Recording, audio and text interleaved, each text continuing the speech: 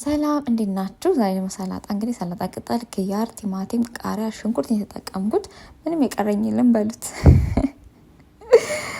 ዘይት፣ ጨቆንዶ በርበሬና ጨው አድርጌ ልክ እንደ ኢትዮጵያ በቃ ቅልል ያለ ሰላጣ ታውቃላችሁ። እኔ ጋር ስሰራ ሁሉም ነገር ቀላል ነው። ምክንያቱም የተካበደ ፕሮቶኮል የበዛበት ነገር ምንም ነገር አልሰራም።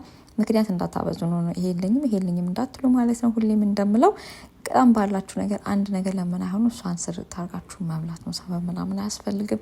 በዛ ላይ ደግሞ ለራሳችሁ እወቁበት፣ ራሳችሁን ተንከባከቡ ባላችሁ ነገር ማለት ነው። ራሳችሁን ውደዱ፣ ራሳችሁን አክብሩ። በቃ ይሄ የኔ መርህ ነው።